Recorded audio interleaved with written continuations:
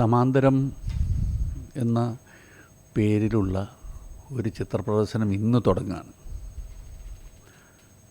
ആ പ്രദർശനത്തിൽ നിങ്ങൾ പങ്കെടുക്കുകയും നിങ്ങളുടെ അകമൊഴിഞ്ഞ പിന്തുണയ്ക്ക് വേണ്ടിയാണ് ഞങ്ങളൊരു പത്രസമ്മേളനം നടത്തുന്നത്. സാധാരണ എക്സിബിഷനൊക്കെ കൊടുക്കുമ്പോൾ അവിടെ പ്രാദേശികമായിട്ടുള്ള ആളുകളെ ഹാൻഡ് ഔട്ട് കൊടുത്തിട്ട് നമ്മൾ കാര്യം പറയുകയാണ് ചെയ്തത്.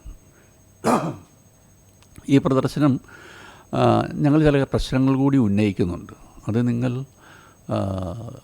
മാധ്യമപ്രവർത്തകർ അറിയണം എന്നുള്ളത് കൊണ്ട് കൂടിയാണ് ഈ സമ്മേളനം ഇവിടെ നടക്കുന്നത്.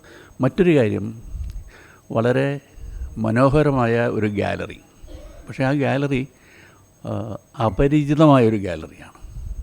നിങ്ങളൊക്കെ സഹായിച്ചാൽ മാത്രമാണ് ആ ഗാലറിയിൽ ചിത്രകാരന്മാർക്ക് ഭാവിയിലും ചിത്രപ്രദർശനം നടത്താനുള്ളൊരു സ്പേസായിട്ട് അത് മാറിക്കിട്ടുള്ളൂ. ആ സഹായവും കൂടി നിങ്ങളുടെ ഭാഗത്തുനിന്ന് ഉണ്ടാകണം. നിങ്ങളെല്ലാവരും വൈകുന്നേരം ആ ചിത്രപ്രദർശനത്തിൽ വരണം.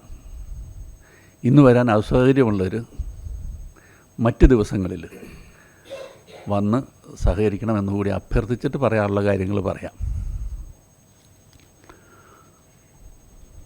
ഈ ചിത്രകലയെ ഭരണകൂടം എല്ലാ കാലത്തും മനുഷ്യവിരുദ്ധമായി ഉപയോഗിച്ചിട്ടുണ്ട്. ഇന്ത്യയിൽ അതിൻ്റെ ഒരു ആഴം കൂടി വരുന്ന ഒരു കാലമാണിത്. 1932 ഇറ്റലിയിലൊരു ചിത്രപ്രദർശനം നടന്നു. അത് കണ്ടത് 4 ദശലക്ഷം പേരാണ്. അത് നീണ്ടു നിന്നത് 2 വർഷമാണ്. അത് നടത്തിയത് മുസോളിനി ആയിരുന്നു. മനുഷ്യരെ തോക്കിൻ്റെ മുനകളിൽ നിർത്തി ചിത്രപ്രദർശനം കാണാൻ പ്രേരിപ്പിച്ച ഒരു ചിത്രപ്രദർശനമായിരുന്നു അത്. ഇത് ഞാൻ പറയാൻ കാരണം, അതിനുശേഷം സ്വേച്ഛാധിപതികളായ ഭരണകർത്താക്കൾ ചിത്രകലയെ വ്യാപകമായി അവരുടെ അധികാരം അരക്കിട്ടുറപ്പിക്കുന്നതിന് വേണ്ടി ഉപയോഗിച്ചിട്ടുണ്ട്. നമ്മുടെ ഇന്ത്യയിൽ കഴിഞ്ഞ കുറച്ച് നാളുകളായിട്ട് കുറച്ച് ചിത്രപ്രദർശനങ്ങൾ നടന്നു, ചിത്രകലാ ക്യാമ്പുകൾ നടന്നു. അതിലൊരു ക്യാമ്പിൽ, ഇതെൻ്റെ കണക്കല്ല, നാഷണൽ ഗാലറി ഓഫ് മോഡേൺ ആർട്ടിൻ്റെ കണക്കനുസരിച്ച് 3-4 മാസം മുമ്പ് നടന്ന 15,000 പേരാണ് പങ്കെടുത്തത്. ആ ക്യാമ്പിലെത്തിയവരോട് ആവശ്യപ്പെട്ടത് നരേന്ദ്രമോദിയെയും സവർക്കറേയും താമരയും വരയ്ക്കാനായിരുന്നു. അപ്പോൾ നിങ്ങൾക്ക് മനസ്സിലായി കാണും ചിത്രകലയെ എന്തിനു വേണ്ടി ഭരണകൂടം ഉപയോഗിക്കുന്നു. ചിത്രകാരന്മാർ വരച്ചു. അവർ വരയ്ക്കുന്നത് ഒന്ന് ഭീതി കൊണ്ട്, 2 സർവൈവ് ചെയ്യാൻ പറ്റാത്ത അവസ്ഥയിൽ എന്തെങ്കിലും കിട്ടുമെന്നുള്ള ഒരു ഇൻസെക്യൂരിറ്റിയുടെ സ്പേസിൽ നിന്നുകൊണ്ടാണ് ഇങ്ങനെ വരയ്ക്കുവാൻ ചിത്രകാരന്മാർ അവരുടെ നട്ടൽ വളയ്ക്കുന്നത്. അതിനുശേഷം അയോധ്യയിൽ ക്യാമ്പ് നടന്നു. രാമനെയും നരേന്ദ്രമോദിയും വരയ്ക്കാനാണ് പറഞ്ഞത്. നമ്മുടെ തൊട്ടടുത്ത് കന്യാകുമാരിയിലൊരു ക്യാമ്പ് സംഘടിപ്പിച്ചത് ഗവൺമെൻറ്. അവിടെ എത്തിയപ്പോൾ ആളുകളോട് പറഞ്ഞ്, ചിത്രകാരന്മാരോടും ചിത്രകാരികളോടും പറഞ്ഞത് സവർക്കറെ വരയ്ക്കാനായിരുന്നു. ഒന്ന് നിങ്ങൾ ആലോചിക്കണം, ആ ക്യാമ്പ് ഉദ്ഘാടനം ചെയ്തത് കേരളത്തിലെ ഇടതുപക്ഷ ഗവൺമെൻറ്റിൻ്റെ ഒരു സാംസ്കാരിക സ്ഥാപനത്തിൻ്റെ തലപ്പത്തിരിക്കുന്ന ആൾ പോയിട്ടാണ് ആ ചിത്രപ്രദർശനം ഉദ്ഘാടനം ചെയ്തത്. അത്രമാത്രം അദ്ദേഹത്തെ ഇത് ചെയ്തതായിട്ട് വളരെ അന്വേഷണ ഏജൻസികളൊക്കെയുള്ള കേരള സർക്കാർ ഇതുവരെ അത് അറിഞ്ഞതായിട്ട് പോലും നടിച്ചിട്ടില്ല. അപ്പോൾ കലയെ ഭരണകൂടത്തിൻ്റെ നിലനിൽപ്പിന് വേണ്ടിയുള്ള വെറും ഉപാധിയായി ഇന്ത്യയിൽ മാറിക്കൊണ്ടിരിക്കുകയാണ്.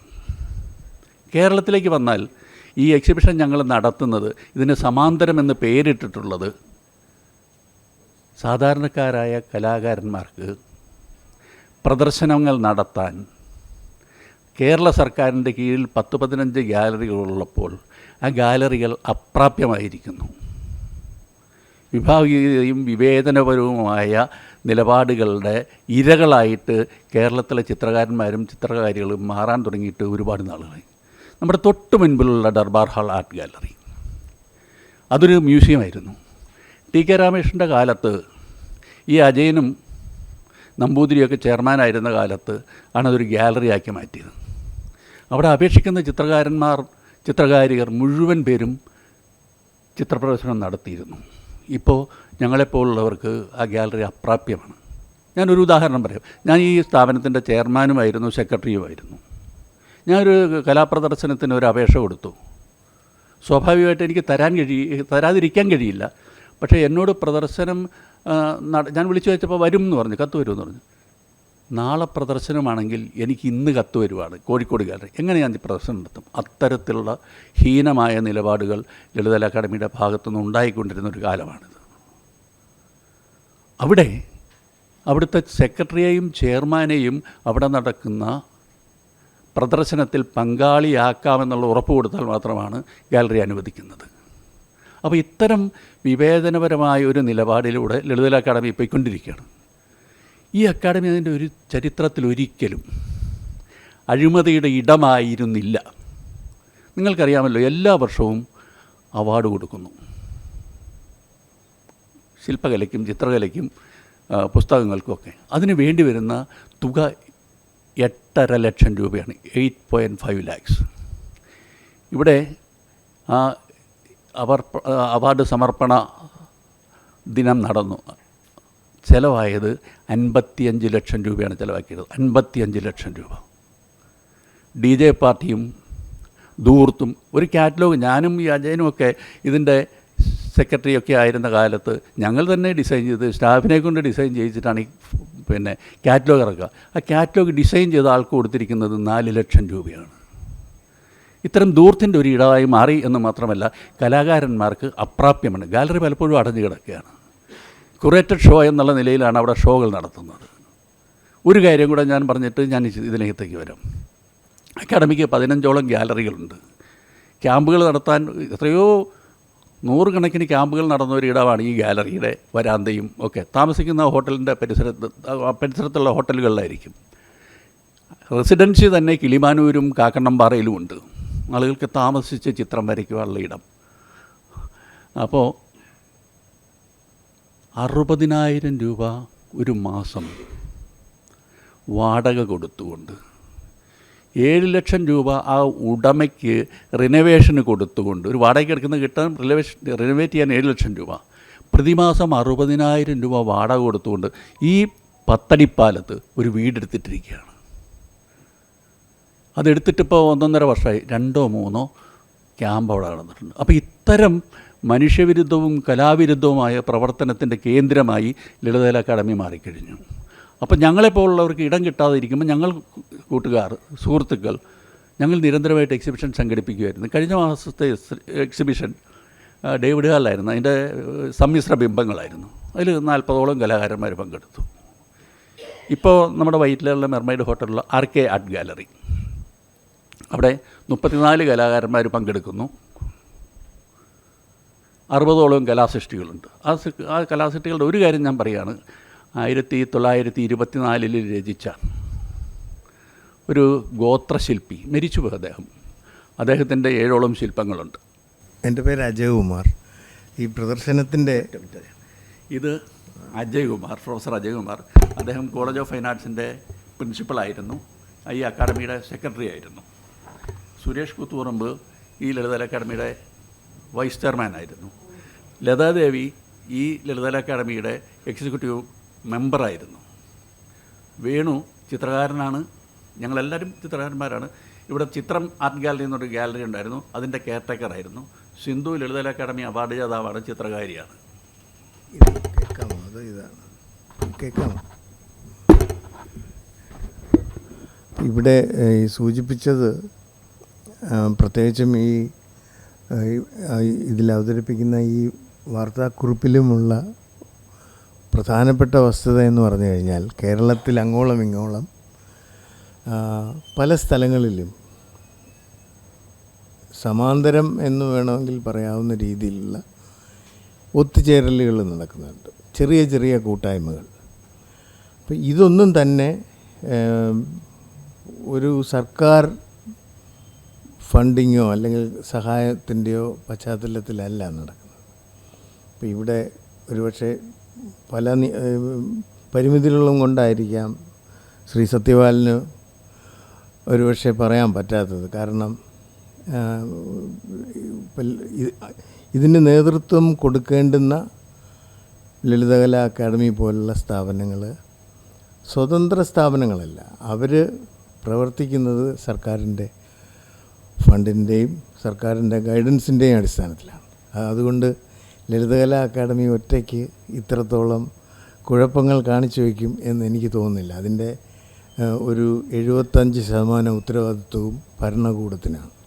ഭരണകൂടത്തിൻ്റെ യാതൊരു മോണിറ്ററിങ്ങും ഇല്ലാതെ, സംരക്ഷണമില്ലാതെ ഒരിക്കലും ഇത്തരത്തിലുള്ള പ്രവർത്തനം, കാര്യം ഭരണകൂടത്തിൻ്റെ പണമാണ്, നമ്മുടെ തന്നെ നികുതി പണമാണ് ഇതിലേക്ക് വിനിയോഗിക്കുന്നത്.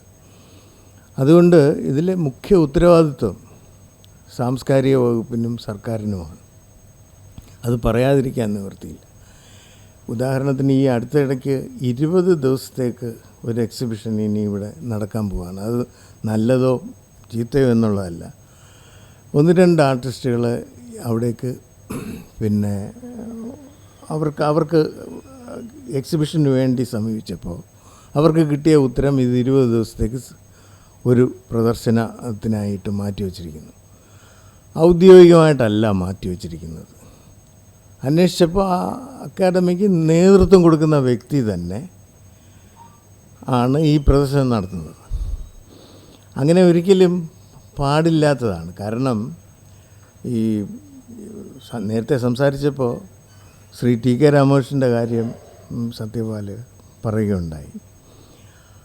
ആ കാലത്ത് അദ്ദേഹം ഒരു മന്ത്രി എന്നുള്ള നിലയിൽ സംസാരിച്ചത്, ഒരു കാര്യത്തിൽ ഇടപെട്ടപ്പോൾ സംസാരിച്ചത്, നിങ്ങളെ ആളുകൾക്ക് കൊടുക്കാൻ വേണ്ടിയാണ് നിയമിച്ചിരിക്കുന്നത്, നിങ്ങൾ വിളമ്പുകാരുടെ ജോലിയാണ് ചെയ്യേണ്ടത്, അല്ലാതെ നിങ്ങൾ ഏറ്റെടുക്കുകയല്ല ചെയ്യുന്നത്, നിങ്ങൾ കയറിയിരുന്ന് ഊണ് കഴിക്കാൻ വേണ്ടിയല്ല ഇത് തന്നിരിക്കുന്നത് എന്നൊരിക്കൽ സൂചിപ്പിച്ചു അദ്ദേഹം. അതുപോലെ അല്ല ഇപ്പോൾ സംഭവിക്കുന്നത്. ആരെ ഭരണം നടത്താൻ ഏൽപ്പിച്ചോ അവർ തന്നെ ഇത് ഏറ്റെടുക്കുകയാണ് ചെയ്യുന്നത്. ഈ അപേക്ഷ നൽകിയ ഒരു കലാകാരൻ എന്നോട് പറഞ്ഞത്, ഈ പരാതിപ്പെട്ടപ്പോൾ അയാളോട് ചീഫ് എക്സിക്യൂട്ടീവ് ഓഫീസറായിട്ടുള്ള സെക്രട്ടറി പറഞ്ഞത്, ഇത് ഗൗരവത്തിൽ എടുത്തിട്ടുണ്ട്, ചെയർമാനെതിരെ ഞാനൊരു പരാതി ഗവൺമെൻറ്റിൽ കൊടുത്തിട്ടുണ്ടെന്നാണ്. അതായത് ഇങ്ങനെ വിനിയോഗിക്കുന്നു എന്ന് പറഞ്ഞു. അപ്പോൾ ഇത് കൺഫ്യൂസിങ് ആയിട്ടുള്ള കാര്യമാണ്. അത് പോട്ടെ, അത് ഈ നേരത്തെ പറഞ്ഞു വന്ന കാര്യങ്ങളെന്ന് വെച്ച് കഴിഞ്ഞാൽ, ഈ കലാപ്രവർത്തനം നടത്തുന്നവർക്ക് അതിനുള്ള സൗകര്യങ്ങൾ, പൊതു ഇടങ്ങൾ നഷ്ടപ്പെടുന്നു. ഈ നഷ്ടപ്പെടുന്ന പൊതു ഇടങ്ങൾക്ക് പകരം സമാന്തരമായിട്ട് പൊതു ഇടങ്ങൾ ഉണ്ടായി വരുന്നു. അപ്പോൾ അതിൻ്റെ ഒരു രണ്ടാമത്തെ പ്രദർശനമാണ്, ഈ ഒരു സങ്കല്പനത്തിലുള്ള രണ്ടാമത്തെ പ്രദർശനമാണ് ഇന്ന് നടക്കുന്നത്. അതുകൊണ്ട് അതിൻ്റെ ക്യൂറേറ്റർ എന്നുള്ള നിലയിൽ സത്യപാൽ പറഞ്ഞത്, ഇതൊരു പുതിയ പ്രദർശന സ്ഥലമാണ്, എക്സിബിഷൻ ഹാളാണ്, എറണാകുളത്ത് ആരംഭിച്ചിരിക്കുന്ന പുതിയൊരു പ്രദർശന സ്ഥലമാണ്. ഇങ്ങനെ പ്രദർശന സ്ഥലങ്ങൾ ഉണ്ടാവുകയും കുറച്ച് കാലം കഴിയുമ്പോൾ ഇല്ലാതാവുകയും ചെയ്യുന്നത് ഒരു തിരുവനന്തപുരത്തും എറണാകുളത്തും തൃശ്ശൂരും ഒക്കെ ഉള്ള ഒരു പ്രതിഭാസമാണ്. പക്ഷേ ഇതിനെ നിലനിർത്തി കൊണ്ടുപോകാൻ, ഇനിയിപ്പോൾ ഇത് നിലനിർത്തി കൊണ്ടുപോയേ പറ്റൂ. അങ്ങനെയുള്ളൊരവസ്ഥ പൊതുവെ പബ്ലിക്കിനും ആർട്ടിസ്റ്റുകൾക്കും വന്നു ചേർന്നിരിക്കുന്നു. അതുകൊണ്ട് ഈ രംഗം വളരെ സജീവമാണ്. ഇതിനെക്കുറിച്ച് വായിക്കുന്നവരും ചിത്രകലയിൽ താല്പര്യമുള്ളവരുടെയും എണ്ണം വർദ്ധിച്ചു വരികയാണ്. ഒരു വശത്തുകൂടി പ്രിൻ്റ് മീഡിയയുടെ സ്വാധീനവും പ്രചരണവും ഇല്ലാതാവുമ്പോൾ ഇതുപോലുള്ള പ്രദർശന സ്ഥലങ്ങൾ സജീവമായിക്കൊണ്ടിരിക്കുന്നു. ചലച്ചിത്ര ഉത്സവം, നാടകോത്സവം, ഇതെല്ലാം നടത്തുന്നത് അത് അക്കാഡമികളാണ്. ബിനാലെ പോലുള്ള ഒരു സംഗതി ലളിതകലാ അക്കാദമി നടത്താവുന്നതാണ്. അത് സർക്കാർ തികച്ചും ജനാധിപത്യ വിരുദ്ധമായ ഒരു സമീപനമാണ്. ഒരു പുറത്തൊരു സ്വകാര്യ ഏജൻസിയെ ഏൽപ്പിച്ചിരിക്കുകയാണ്. ഇതിൻ്റെ തുടക്കം, ഇത്തരത്തിലുള്ള അഴിമതിയുടെ ആരംഭം അവിടെ നിന്നാണ്. നിങ്ങൾക്കറിയാം ദർബാർ ഹാൾ, അത് നവീകരിക്കുന്ന സന്ദർഭം, അത് നവീകരണത്തിൻ്റെ ആവശ്യം, മനോഹരമായൊരു കെട്ടിടം അവിടെ എക്സിബിഷൻ നടന്നു പോരുകയായിരുന്നു. കൊച്ചി മുസിരിസ് ബിനാലെയുടെ ഓഫീസാക്കി ലളിതകലാ അക്കാദമിയുടെ സ്ഥാപനത്തെ മാറ്റാമെന്നുള്ളൊരു ധാരണയോടുകൂടി അത് റിനോവേറ്റ് ചെയ്യണം എന്നുള്ള പേരിൽ ഒരു സ്വകാര്യ വ്യക്തിയെ സർക്കാർ ഏൽപ്പിക്കുകയാണ്. ചരിത്രത്തിലുണ്ടായിട്ടില്ല. അതിൻ്റെ കോൺട്രാക്ടർ ആ വ്യക്തിയുടെ അനുജനുമായിരുന്നു. ആ ലളിതകലാ അക്കാദമിയുടെ ഭിത്തിയിൽ പ്ലൈവുഡ് അടിക്കുക എന്നുള്ള ധർമ്മമാണ് അവർ നിർവചിച്ചത്. കട്ടിയിലുള്ള പ്ലൈവുഡാണ് അടിച്ചിട്ടുള്ളത്. അതിനകത്തെ 2 ടോയ്ലറ്റിൽ 2 കണ്ണാടിയും 2 ക്ലോസറ്റും ഫിറ്റ് ചെയ്തു. ഇതിവിടെ നിൽക്കട്ടെ. ഇതേ സമയത്ത് ഇതിൻ്റെ പുറകുവശത്ത് നിങ്ങളിപ്പോൾ പോയാലും കാണാം 4000 അടി സ്ക്വയർ ഫീറ്റിൽ ദർബാർ ഹാളിൻ്റെ വാർപ്പ് മാതൃകയിൽ ഒരു ലൈബ്രറി ഉണ്ട്. അതൊരു വലിയ റെഫറൻസ് ലൈബ്രറി. അതിൻ്റെ പേര് കെയർ എന്നാണ്. പൈസ തെണ്ടി സാംസ്കാരിക സ്ഥാപനങ്ങളോടും മന്ത്രിമാരോടും MLA മാരോടൊക്കെ തെണ്ടി ഉണ്ടാക്കിയ ഒരു സ്ഥാപനം. 58 ലക്ഷം രൂപയാണ് അന്ന് അതിന് ചിലവായത്. ദർബാർ ഹാള് നവീകരിക്കുന്ന പണി എന്ന് പറഞ്ഞ് പ്ലൈവുഡ് അടിച്ചതിന് 3.5 കോടി രൂപയാണ്. 3.5 കോടി. ഈ 3.5 കോടി രൂപ ചിലവഴിച്ചതിനെ സംബന്ധിച്ച് സർക്കാർ ധനകാര്യ വകുപ്പിൻ്റെ അന്വേഷണ വിഭാഗം ഞാനത് എടുത്തു വെച്ചത്, പക്ഷെ മറന്നുപോയി. നിങ്ങൾ ആരെങ്കിലും ചോദിച്ചാൽ തെളിവ് കാണിക്കണമെന്നോർത്ത്. 24 പേജുള്ള ഒരു അന്വേഷണ റിപ്പോർട്ട്. അതിനകത്ത് പറഞ്ഞിരിക്കുന്നത് ബിനാലെ കരിമ്പട്ടികയിൽപ്പെടുത്തണമെന്നാണ്. ഇതൊക്കെ ചരിത്രമാണ്. മാത്രമല്ല കേരളീയം എന്ന് പറഞ്ഞ വലിയ മഹാമാമാങ്കം കൊണ്ടാടി ഈ കലാകാരന്മാർ ഇത്രമാത്രം പാർശ്വവൽക്കരിക്കപ്പെടുമ്പോൾ ഒരു കലാകാരൻ പ്രതിഫലമായിട്ട് വാങ്ങിയിട്ടുള്ളത് 1,65,00,000 രൂപയാണ്. 1,65,00,000 ഒരൊറ്റയാൾ. അപ്പോൾ അത്തരം കാര്യങ്ങളൊക്കെ നടന്നു പോകുന്നുണ്ട്. പക്ഷേ നമ്മളൊക്കെ സ്വകാര്യ ജീവിതത്തിലേക്കും നമുക്ക് പ്രായമായി ഉള്ള ചിത്രം വരയിലേക്കും എഴുത്തിലേക്കും ഒക്കെ ചുരുങ്ങുകയാണ്. പക്ഷേ ഇങ്ങനെയൊരു പ്രദർശനം നടക്കുമ്പോൾ സ്വാഭാവികമായിട്ടും മനസ്സിലുള്ള കാര്യങ്ങൾ തുറന്നു പറഞ്ഞു എന്നുള്ളത് നിങ്ങൾ വാർത്തയാക്കണം എന്നുള്ള ഒരു നിർബന്ധം കൊണ്ടല്ല. പക്ഷേ നിങ്ങളെ കണ്ടപ്പോൾ ഇതിനകത്ത് ആ പ്രശ്നങ്ങളെല്ലാം ഉന്നയിക്കുന്നുണ്ട്. ഈ ഒരു പ്രശ്നം മാത്രമല്ല ഞാൻ പറഞ്ഞിപ്പോൾ 1932 മുതൽ ചിത്രകലയെ എങ്ങനെ ഭരണകൂടം ഉപയോഗിക്കുന്നു, ഇവിടെ എങ്ങനെ ഉപയോഗിക്കുന്നു. ഈ കേരളത്തിൽ ചരിത്രത്തിലാദ്യമായിട്ടാണ് ഈ വ്യക്തികളെ കേന്ദ്രീകരിച്ച്, സ്ഥാപനങ്ങളുള്ളപ്പോൾ പോലും വ്യക്തികളെ കേന്ദ്രീകരിച്ച് കലാസംരംഭങ്ങൾ സർക്കാർ ഏർപ്പെടുത്തുന്ന ഒരു സംസ്കാരം വിത്തുപായിക്കൊണ്ടിരിക്കുക. അജയൻ ഇന്നലെ എന്നോട് സ്വകാര്യമല്ല ഫോൺ സംഭാഷണ മധ്യേ പറഞ്ഞു, തിരുവനന്തപുരത്ത് എന്താ ഒരു എന്നോട് പറഞ്ഞല്ലോ, എന്തോ ഒരു സംഗതി വരുന്നു, അതൊന്ന് പറ. അതിൻ്റെ പേര് രാഗ എന്നാണ്. അത് ശരിക്ക് കേരളീയമില്ല എന്ന് സർക്കാർ ഡിക്ലെയർ ചെയ്തു. പക്ഷേ അതിന് പകരം വേറൊരു പേരിലായത് വരുന്നു. ഈ കേരളീയം എന്നുള്ള പേരില്ല എന്നുള്ളതേ ഉള്ളൂ. ഇതിൻ്റെ പേര് curated performances food and craft festival. Curated performances അത് വളരെ ഈ അബ്സ്ട്രാക്റ്റ് ആയിട്ടുള്ളൊരു പ്രയോഗം. എന്തും ക്യൂറേറ്റഡ് പെർഫോമൻസ്. അപ്പോൾ അടക്കുന്ന ഒരു രംഗമാണ് സാംസ്കാരികം എന്ന് ഒരു പക്ഷേ ആർക്കും അറിയില്ല. നിങ്ങളുടെ മുമ്പിൽ തന്നെയുണ്ട്. ഇപ്പോൾ ഈ ലളിതകല ഈ ദർബാർ ഹാളിൻ്റെ സൈഡിൽ പോയാൽ ഒരു വലിയ ബസ് കിടക്കുന്നു. ഏതാണ്ട് 50 ലക്ഷം രൂപയോളം 77 ചിലവാക്കിയ ഒരു ബസ്സാണ് അത്. മൊബൈൽ എക്സിബിഷൻ ഗാലറി എന്നാണ്. ഒന്ന് ആലോചിച്ച് നോക്കുക. അത് റോഡിലേക്ക് ഇറക്കാൻ പറ്റില്ല. റോഡിൽ ഇറങ്ങിക്കഴിഞ്ഞാൽ ഇവിടുത്തെ ഏത് റോഡിൽ കൂടെ കൊണ്ടുപോകും അങ്ങനെ ഒരു ബസ്.